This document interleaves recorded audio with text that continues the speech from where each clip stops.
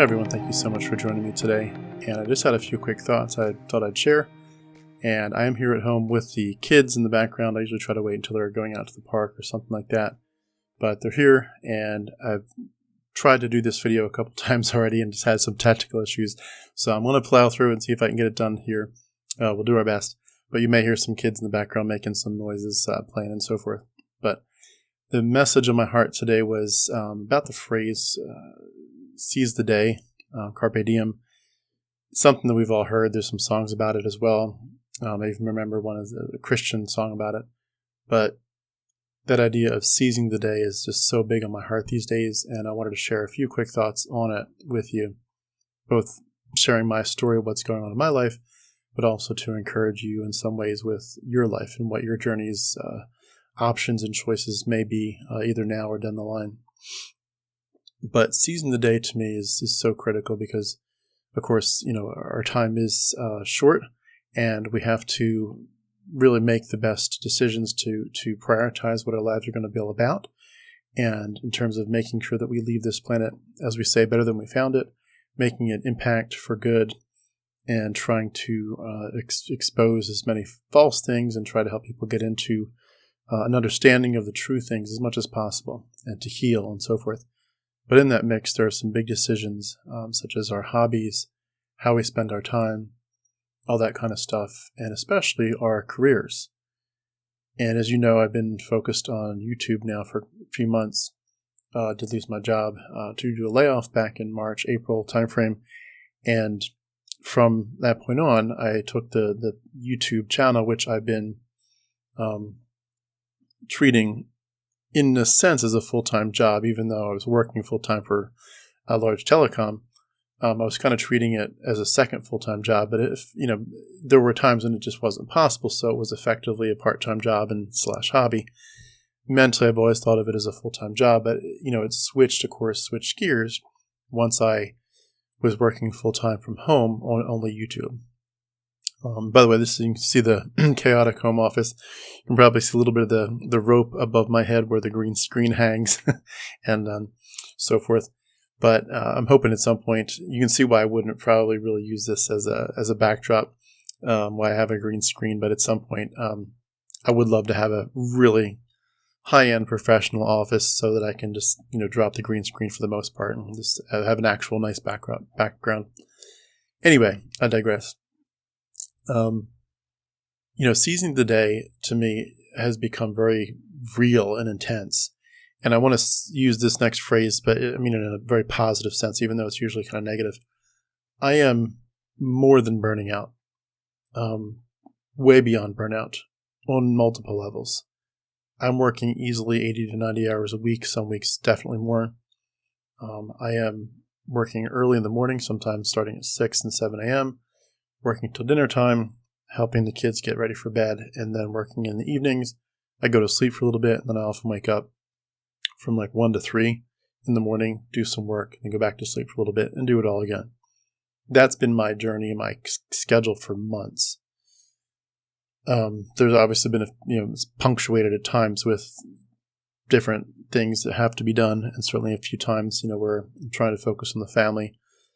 But I understand that when you're trying to start a business, which this is for me, you have to treat it that way and treat it very seriously, or else it's just not going to grow enough.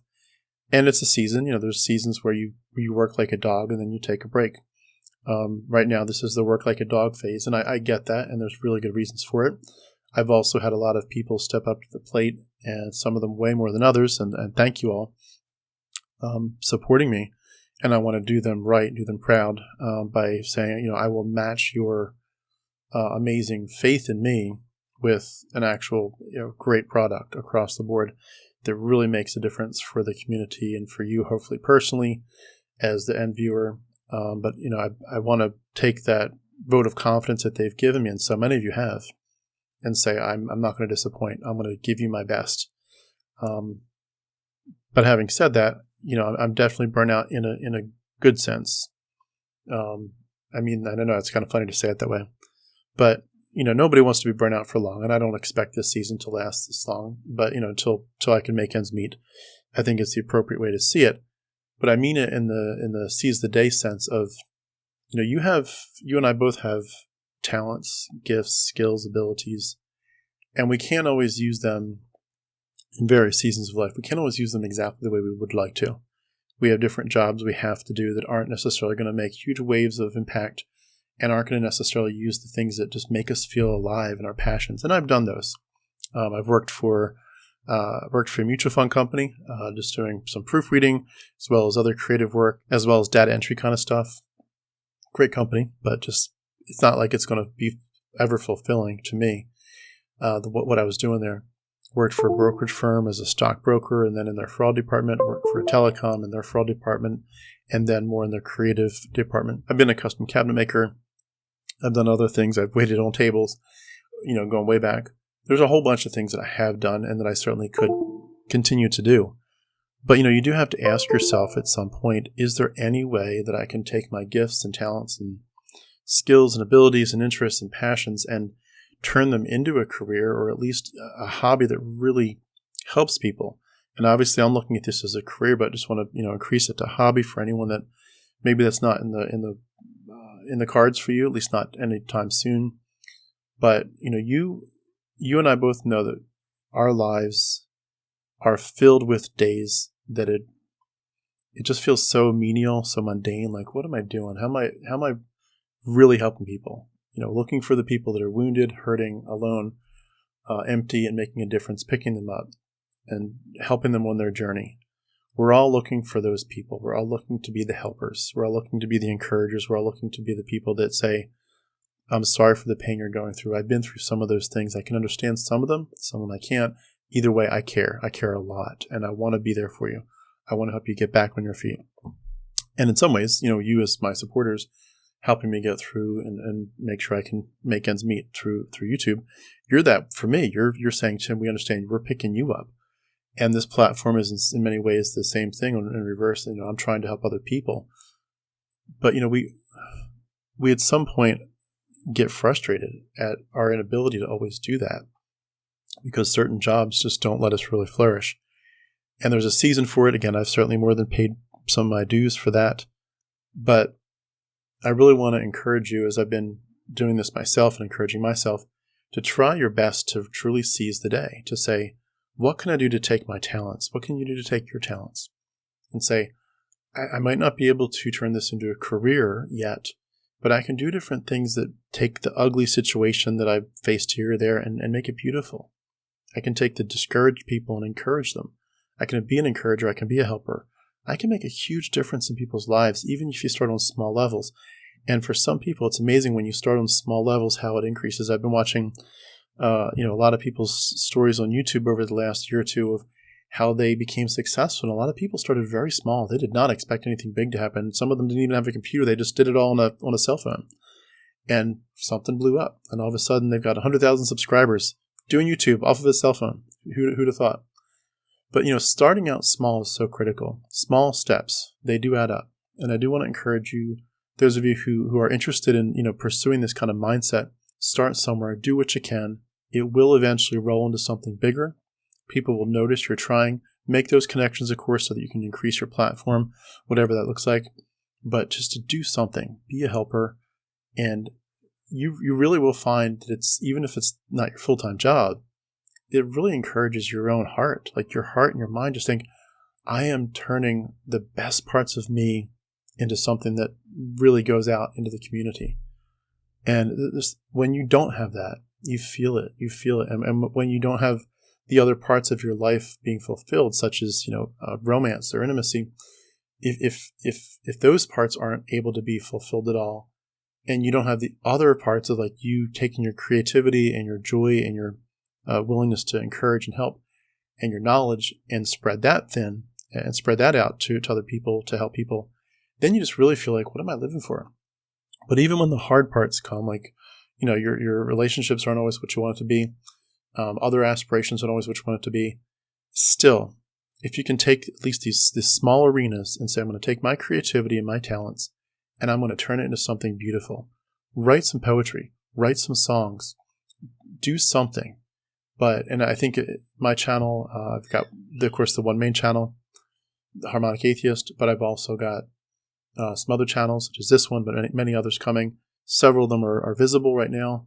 There'll be about probably 5 or 10 more visible before the end of the year, and another 10 to 15 YouTube channels that are visible next year, and probably another 10 to 15 more after that, the year after that.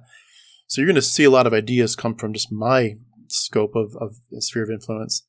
Feel free to piggyback if you can, glean from whatever you see creativity coming from me, but find some venue, find some inspiration, and also just see your life as more than just showing up at a day job. It's more than just punching numbers and data entry. Your job is about art and creativity and music and thriving and dancing. No matter how people around you are treating you, you're still you, and you don't let everyone else dominate, or even your job and your education or lack thereof. Don't let that history and that current context dominate you forever. It might dominate you for today or this week, this month, even this year, but don't let it be the end of your story. You and your interests, your passions, that's what dominates the story in the long run. And so many of us get off track on that. I encourage you, if you're off track, get back on track as much as possible. If you need ideas, if I can, I'll be a sounding board for you.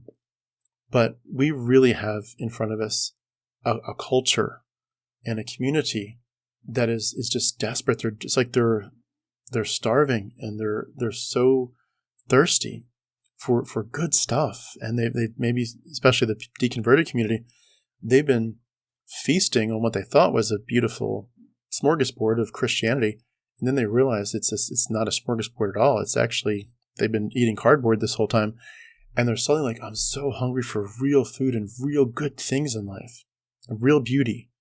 And when they see some of what we do, and they see some of our mindsets, they maybe didn't know that they needed it. Like, oh my gosh, you're making songs for kids. Some of them, regular songs any kids could like. Some made for atheists. You're writing poetry. You're journaling. You're getting back to classics. You're digging into, research about the origins of the Bible. You're hearing people through interviews. You're doing stuff to focus on romance and eroticism. All these things. And like, oh, I guess maybe that actually is part of my psyche too. Maybe I would thrive if I figured out what creativity stuff is going to make me feel alive and dance. So I encourage you, do it for yourself. Do it for the community. Do it for the people coming out that need to realize, where the bread is. They don't know yet they're beggars, but they're going to realize they're beggars for real life, for beauty. Apart from Christianity, they need people like you to be examples. And you need you need the you of 5 years from now to say, the you that's in 5 years has a platform that's impacting all these people that's like so different from the you of today. That you of 5 years from now needs the you of today to step up to the plate, not in a condemning sense of what he'd been doing this time, but just saying, let's aim high. Let's aim higher than ever. Let's have a goal that's almost scary to reach for. And let's hit it. Let's do whatever it takes. No one's going to get in my way. I will make this happen. I will turn all the ugliness, all the setbacks into something beautiful. And yes, it's not going to happen overnight. Little steps, they do add up. But start with something today. Start with something small, first in your own heart, your own mind, and then move it outward. Heal, get strong, and then help other people get strong. But I encourage you, seize the day. Seize the day. There's so much beauty that people are desperate for, and that you and I can help them. We can help people so much, and it's contagious. As you and I spread it, other people realize, yeah, I've got beauty in my heart too, completely apart from Christianity. I've got beauty in my heart too. I can cultivate it, and I can spread it. It multiplies. It multiplies beautifully, and especially to the next generation. Let's be an example to our kids of what it looks like to be taking the best parts of our hearts and minds and just exploding it in beauty. Make it a grand finale of the fireworks show. Boom, just everything's firing off. And it's so beautiful. And you become more attractive to other people, to yourself. You're like, I'm bringing out the best parts of me. You're like a treasure chest. It's, you've got these layers, and, you open it up and you're like, oh, I see these, gold bracelets on top. But then you start to pull those off and you realize, wow, there's emeralds, there's rubies, there's diamonds underneath those. And there's other things in there. My treasure chest of my heart and my mind is so much deeper and so much more beautiful and powerful than I ever imagined. And I've been such a victim in some ways, and I've been such a repressed person from bringing out the best parts of me. But no more. I'm a victim no more. I'm repressed no more. I will take authority for my own mind, my own thoughts, my own emotions. I will do the healing, and I will take this and make something just stunning, like a beautiful work of art. I will be one of those master artists in the art museum of life, the art gallery of life. I will shine, no matter what's come before. People, you need that. The you of the future needs that. Other people need that, and it's going to pay off. It's going to pay off. So take your small steps and make them add up. Start today if you can. Find something. Make today more beautiful than it was before you started thinking about it. Make tomorrow even better. And find, obviously disperse in times of rest in there. Plan some times to not be doing this. You need to, work hard, but then rest. Work hard, then rest. But if you're going to burn out anyway, if you're going to burn out typing numbers into a keyboard, you're going to burn out making something, you're going to burn out flipping burgers. If you're going to burn out anyway in life, you're going to work so hard and so diligently. Try to take, 1, 2, 3, 4, 5% of that if you can, and slowly move it into what makes you shine the most and makes you help so many people. And I think for many of us, that 1, 2, 3, 4, 5% that we're doing, that we can barely find time for it, over time it grows. And eventually you're doing it 10% of your life, 15%. And before long, it's a full-time job, or at least it's a very strong consideration. You never know. You just never know. Dream big. You can move really big rocks, bigger than you ever thought you could. Dream big. Start today. Rest along the way, and we'll get there. I know it's a lot. It's a lot of stuff. That's my passion. That's my heart. That's where I live. I live in the seize the day moment, every minute of the day. I'm like, if I've got 5 minutes, is that 5 minutes enough to write a poem or a kid's song? Is it enough to do something? At least plan it. If nothing else, get your plans in place so that when you do have a bigger chunk of time, you've got a plan of attack. I live in that spot all the time. I want to impress, of course, other people, but I want to impress myself. I want to dream so big again that it's almost scary to think that is such a high, lofty goal. And my mind says, I will blow past it. I will blow past it in record time. We can do this. You can do this. Start small, grow big, and it will be, you will look back on it and think, holy smokes, if I hadn't done that, my life would be so much more boring and empty and less impactful than this watershed moment made such a difference. Think through what is the watershed moment in your life and make it happen. You can do it. I believe in you. I believe there's so much in our community that's it's just going to flourish and blossom over time. We need you. I mean, we really need you. We need people to step up to the plate, especially people who can develop platforms. But, even if you can't do that for various reasons, step up to the plate in whatever way you can. And don't let people distract you. Don't get distracted. I'll add that real quick before I drop. Don't get distracted. I get probably 100 emails a day. There are days it's a little bit less, but, probably all told about 100 emails, messages a day that I need to respond to. I purposefully tell myself, don't answer them. Don't answer them until you've done your job. If your job is you have 3 videos to make, do not answer those messages. Don't even look at them until you get your job done. Don't get distracted. You can get pulled into so many little YouTube conversations, Facebook conversations, Instagram, whatever, Twitter. You can get pulled in and sucked in. No. People aren't going to remember you because you answered some Facebook comment thread. They're not. They're going to look at you and your platform and your creativity, your artwork, your music, your heart, what you brought to the table. Your comment section doesn't really matter. Don't get distracted. You pick the goal. You pick what and zoom in on it and say, nobody's going to keep me from that goal. You do that more and more. What's up, bud? I love you too. You want to come over for a second? Before I drop, I wanted you to meet this little guy who came to visit me. This is Ethan. You okay? Don't fall. Ethan, can you say hi? Are you shy? Say hi. How old are you? Hold your hand up. Are you 5? And what are you doing today? Are you playing? You're so shy. All right, that's the message for today. Seize the day. We will make... Oh, you're a good whistler. We'll make amazing things happen. We'll make amazing things happen. Thanks, everybody. Have a good day.